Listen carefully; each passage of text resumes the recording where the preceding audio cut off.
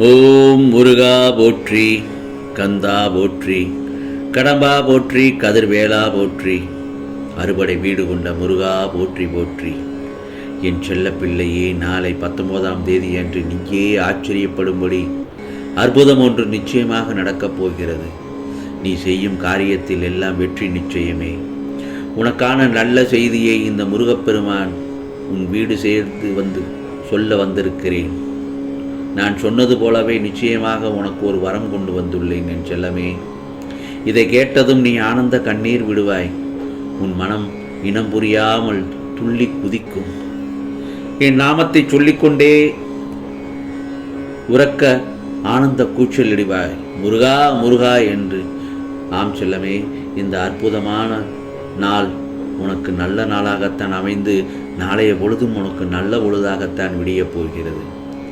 இனி உன் வாழ்க்கையில் பல அற்புதங்கள் நடப்பதற்கு தயாராக இருக்கிறது. காத்து கொண்டிரு, அதையெல்லாம் பெற்றுக்கொள்ள. இதுவரைக்கும் உன் கஷ்டங்களை நினைத்து அழுது புலம்பியும் சோர்ந்து போயும் காத்து கொண்டிருந்த உனக்கு இனிமையான உன் தேவையான அத்தனை விஷயங்களும் செய்து கொடுப்பதற்காகத்தான் இந்த முருகப்பெருமான் உன்னை தேடி வந்திருக்கிறேன். உன் வாழ்க்கையில் ஒவ்வொரு நாளுமே சுப நிகழ்ச்சிகளாகவும் சுகமாகவும் இருக்கப் போகிறது. இதுவரைக்கும் நீ அனுபவித்த வழிகளை நான் பார்த்து கொண்டிருந்தேன் அல்லவா? இப்போது என் அற்புதங்களை நீ பார்க்கப் போகிறாய். என் ஆசீர்வாதத்தோடு உனக்கான அத்தனை விஷயங்களையும் நான் வெற்றிகரமாக முடித்து கொடுக்கப் போகிறேன். இதுவரைக்கும் உனக்கு துணையாக இருந்த நான் இப்பொழுது நீ அறிந்தும் அறியாமலும் உனக்கான வேலைகளையும் உதவிகளும் செய்து கொண்டுதான் இருக்கப் போகிறேன். அதற்கு நான் உன்கிட்ட இருந்து என்ன எதிர்பார்க்கிறேன் தெரியுமா? உன்னுடைய தூய்மையான அன்பையும் பக்தியையும் மட்டும்தான். ஒரு தாய்க்கு எத்தனை பிள்ளைகள் இருந்தாலும் எல்லோரிடமும் எப்படி ஒரே மாதிரியாக அன்பை கொடுப்பார்களோ, யாருக்கு எதை தேவை என்று, எந்த பிள்ளைக்கு எது தேவை என்று பார்த்து பார்த்து செய்வாய் அல்லவா? அதே போலதான் நானும் உனக்கானதை தேவை அறிந்து இந்த முருகப்பெருமான் உன் கையில் எல்லாவற்றையும் கொடுக்கப் போகிறேன். உன் வாழ்க்கையில் பல நல்ல விஷயங்களை நடத்தி கொடுத்து உன்னை வெற்றி அடைய செய்வதற்காகத்தான் இந்த முருகப்பெருமான் அவதரித்து உனக்காக புறப்பட்டு வந்திருக்கிறேன். என்னை நம்பி வந்த நீ எப்பொழுது முருகா முருகா என்று பக்தியோடும் பாசத்தோடும் என்னை அழைத்தாயோ, அந்த கணமே கடலுடன் ஆறு கலப்பது போல் உனக்குள்ளே நான் ஐக்கியமாகிவிட்டேன்.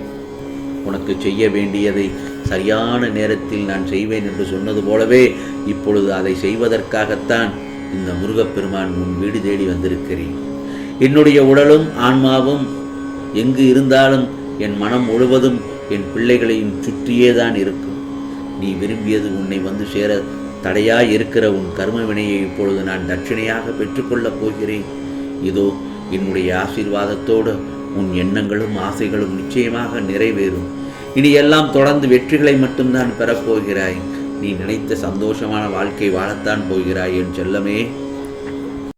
என் செல்ல பிள்ளை, நீ கேட்டதையெல்லாம் கேட்டபடி கொடுப்பதற்காகத்தான் உன் முருகப்பெருமான் என்று வந்திருக்கிறேன். சந்தோஷமாக இரு. இன்று எல்லாம் உனக்கான நாளாகத்தான் முடிந்திருக்கிறது.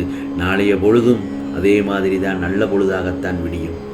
இன்று நீ எதை என்னிடம் கேட்கிறாயோ அதை நிச்சயமாக செயல்படுத்தி நாளைய காலை பொழுதில் உனக்காக எல்லாவற்றையும் திருப்தியுடன் செய்வதற்காக நல்லதொரு திருப்பத்தை ஏற்படுத்துவதற்காகத்தான் உன் முருகப்பெருமான் உன்னிடம் வந்திருக்கிறேன். இதோ உன் வேண்டுதல்களின் முக்கியமான ஒன்றை தேர்ந்தெடுத்து வைத்துக்கொள்.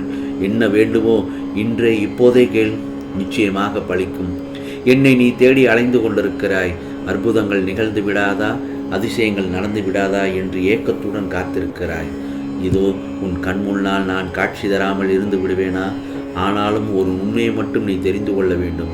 எப்போது நீ என்னை தேடினாயோ அப்போதே உன் கண் முன்னால் நான் அமர்ந்து விட்டேன். ஆம் செல்லமே, நீ நினைத்து பார்க்க முடியாதபடி பல அற்புதங்களை மீண்டும் மீண்டும் உனக்காக நிகழ்த்தப் போகிறேன். இது முருகப்பெருமானின் சத்திய வாக்கு. அதேபோல்தான் வாழ்க்கையில் உண்மைக்கும் கற்பனைக்கும் வித்தியாசம் நிறைய இருக்கிறது. உன் வாழ்வில் நடக்கும் அனைத்தும் என்னால் உனக்கு வடிவமைக்கப்பட்டது. அதனால் ஏன் இவ்வாறு நடக்கின்றது என்று சிந்தித்து உன் மனதை நீயே ரணப்படுத்தி கொண்டுள்ளாய். அப்படி எதுவும் நினைக்க வேண்டாம். எல்லாம் நல்லதற்கு என்று மட்டும் நினைத்துக்கொள். அவமானம் நிகழ்கின்றது, அவமானப்படுகிறேனே என்று வருந்தாதே. எல்லாம் ஒரு பாடம்தான். மற்றவர்களை திருத்துவதில்லை அல்லது மற்றவர்களை திருத்துவதில் தப்பில்லை. முதலில் நாம் அந்த விஷயத்தில் திருந்த வேண்டும். அதன் பிறகு மற்றவர்களை திருத்த வேண்டும். ஒன்று மட்டும் நல்லா தெரிஞ்சுக்கோ என் செல்ல பிள்ளையே, சீக்கிரம் உனக்கான காலம் பொற்காலமாக மாறப்போகிறது. உன் வாழ்க்கை நிச்சயமாக மாறப்போகிறது. எல்லாம் நல்லதாகவே நடக்கும். நிச்சயம் என் அருள்வாக்கையும் ஆசீர்வாதத்தையும் நீயும் உன் குடும்பம் பெற்று மகிழ்ச்சியாக வாழப்போகிறீர்கள். அதில் எந்தவித சந்தேகமும் தேவையில்லை. வாழ்க்கையில் நிம்மதி என்னவென்று நினைக்கும் அளவிற்கு இந்த கர்மா உன்னை தள்ளி அவதிக்குள்ளாக்கிவிட்டது. அப்படித்தானே?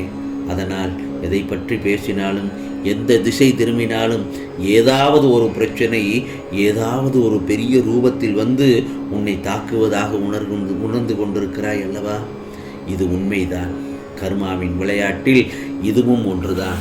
ஆனால் நாரதர் கழகம் நன்மையில் முடியும் என்பதை போல நமக்கு வருகின்ற துன்பங்களிலிருந்து தான் இன்பம் பிறக்கின்றது.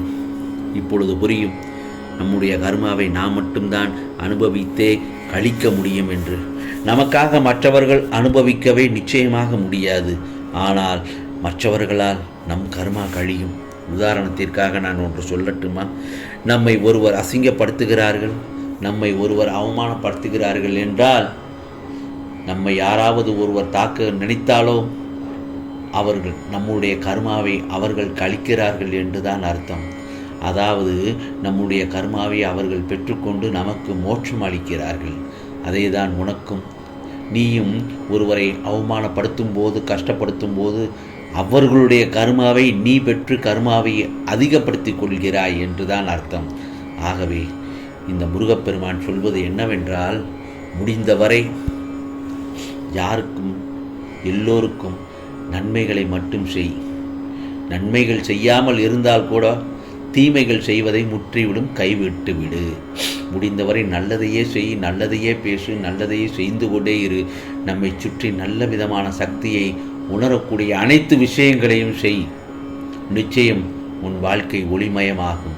ஆம் செல்லமே, சந்தோஷமாக அமையும். வாழ்க்கையில் நிம்மதி என்றென்றும் நிலைத்திருக்க வேண்டுமென்றால் பிரச்சனைகளையும் பிரச்சனைக்கு உரியவர்களையும் தூரத்தில், அதாவது வெகு தூரத்தில் வைக்க வேண்டும் என்றுதான் நான் உன்னிடம் சொல்லிக் கொண்டிருக்கிறேன். தேவையில்லாமல் உன்னை சுற்றி உள்ளவர்களிடம் கோபத்தை காண்பிப்பது மிக மிக தவறு. நாம் வேலை செய்யும் இடத்திலோ அல்லது வேறு எங்கும் செல்லும் இடத்திலோ நம்மை ஒருவர் தாக்கும்போது, அது பேச்சால் அல்லது வேறு ஏதாவது ஒன்றில் நம்மை அவர்கள் கஷ்டப்படுத்தும் போது, அந்த கோபத்தையும் வெறுப்பையும் நம்முடன் இருக்கக்கூடிய உறவுகளிடமோ அல்லது நம்மை வந்திருப்பவர்களிடமோ அல்லது நம்மளுடைய பிள்ளைகளிடமோ காமிக்கவே கூடாது. நல்ல விஷயங்களுக்காக மனதில் மாற்றங்களை ஏற்படுத்தி கொள்ளலாமே தவிர வேறு எதற்காகவும் உன்னை மாற்றிக்கொள்ளாதே. நீயாகவே வாழ்க்கையை வாழ ஆசைப்படு என் செல்லமே. வாழ்க்கையை சிறந்த ஆசானாக உன்னை வழி நடத்தும். நீயே ஆச்சரியப்படும்படி அற்புதம் ஒன்று நிச்சயமாக நாளைய பொழுதில் உனக்காக விடிய பொழுதும் நேரத்தில் எல்லாம் நல்லதாகத்தான் நடக்கும். நீ பிறகு பார், அன்று நீ செய்யும் காரியத்தில் உனக்கான வெற்றி நிச்சயம், வெற்றி நிச்சயம். இது முருகப்பெருமானின் அருள் வாக்கு. ஓம் சரவண பவ, ஓம் சரவண பவ, ஓம் சரவண பவ.